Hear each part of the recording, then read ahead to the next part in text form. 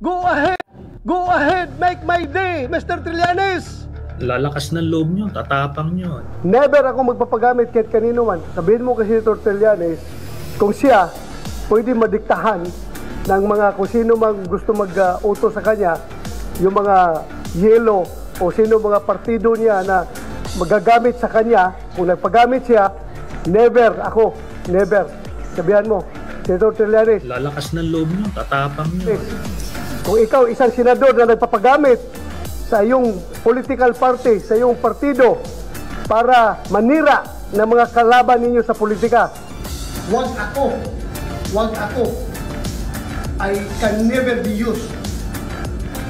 I swear to God, nobody dictated me. Lalakas ng loob nyo, tatapang nyo. Sabihan mo, sige ka lang, ngak dyan ng ICC. Sige, go ahead. Kahit sumama ka pa, mag-serve ng warrant. Sumama ka, ikaw mismo magpusa sa akin. Lalakas ng loob nyo, tatapang nyo. I leave my faith to God. Ano sabihin ni Lord? Na hanggang dyan ka lang, magkukulong ka na, wala akong magawa. Basta ako, I cannot be remiss of my duty as the chairman of the Senate Committee on Public Order and Dangerous Drugs. Trabaho ko po yan. Hindi po ako pwede magbibingi-bingihan sa mga issue na yan. Lalakas ng loob nyo, tatapang nyo. Ito na nyo. Yes, hello guys. Magandang araw po sa inyong lahat. Ako po si Annie Sitcon at ngayon po ay November 12.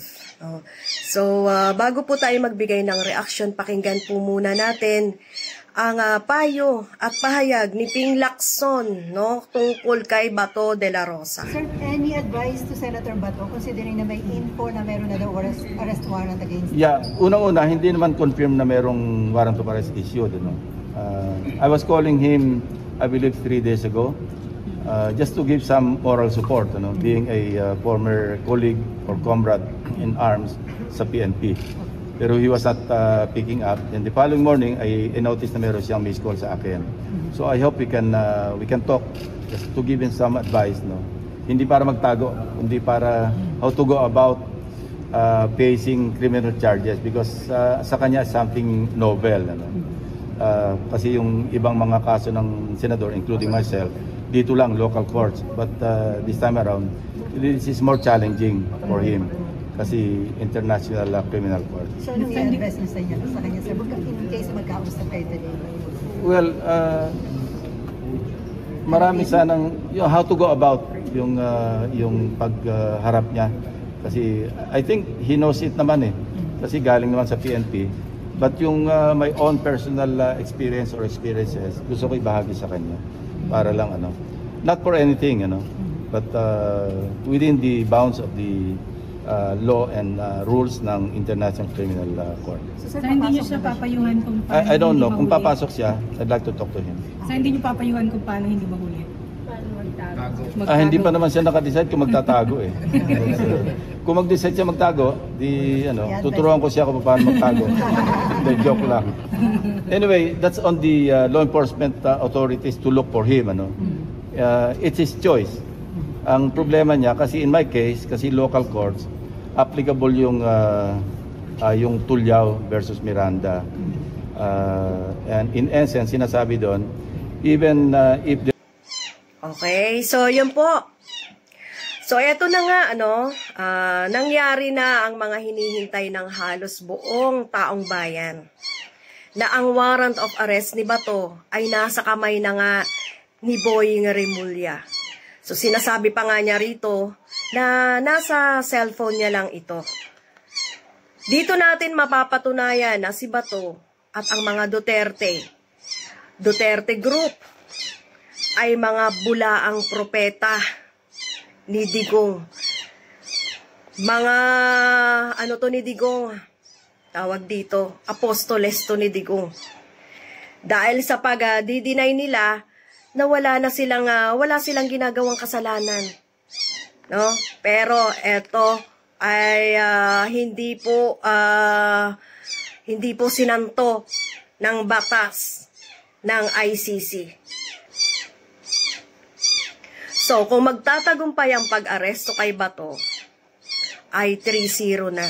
So, 3 na sila na mapupunta sa ibang bansa na may pinakamatinding kaso. 3 na sa pinaka-leader ng impyerno ang maikakahon, no? 3 na ang 3 sa pinaka-notorious na mamamatay tao ang mapaparusahan. Hindi kasi nila alam ang pinagagagawa nila noong panahon ni Digong. Nagpasakop sila sa demonyo, sa katauhan ni Digong. Masyado nilang naging Diyos si Digong na hindi na nila halos maisabuhay kung anong tamang kilos ng normal na tao. Alam ko may kabutihan sa puso ni Bato. Kaso, malakas ang hatak sa kanya ng demonyo sa panahon ni Digong. No? So, si Ping Lacson ay may pahayag or biro. Natuturuan niya daw magtago si Bato. Ewan ko dito kay Ping Lacson. Kahit biro yan, nakakataas din ang kilay. Napakalustok talaga nito ni Ping Lacson eh. Pero tama naman yung pagkakahambing niya sa mga kaso niya. Dahil ang kaso nga naman ni Ping Lacson noon ay pang-local lang. Kumbaga sa salita natin ay hindi naman ganon katindi. Kaso ang kay Bato, ang kaso ni Bato ay napaka-extreme, no? Ang ano nga natin diyan, ang salita nga natin diyan, sa madaling salita natin diyan, ang kaso ni Bato, ni Digong ay hindi talaga masikmura. Hindi natin maisip sa ating normal na isip na magagawa ba talaga nila itong ganitong karumal-dumal na kaso. Kaya nasa ibang bansa ang kanilang mga kaso ay dahil ito po ay extreme. Sobrang malala, no? Na hindi na talaga pwede dito sa Pilipinas. Alam naman natin pag ICC. Isipin natin na pag ang ICC ang humawak ng kaso, ito po ay maraming kaso. Maraming ginawang karumal-dumal. Alright? Kaya ganon ang nangyari kay Digong. So, good luck po kay Bato. Ayan, alam naman natin na magtatago ito. Kaya, antabayanan natin kung saan nga ba ito, kung mahahagila pa nga ba nila ito, kung isi-serve na nga nila yung warrant of arrest. At, tingnan natin.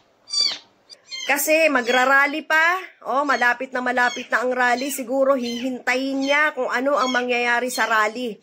Kaya magtatago muna siya ngayon dahil nga ang balita kahapon ay hindi umattend sa Senado ito.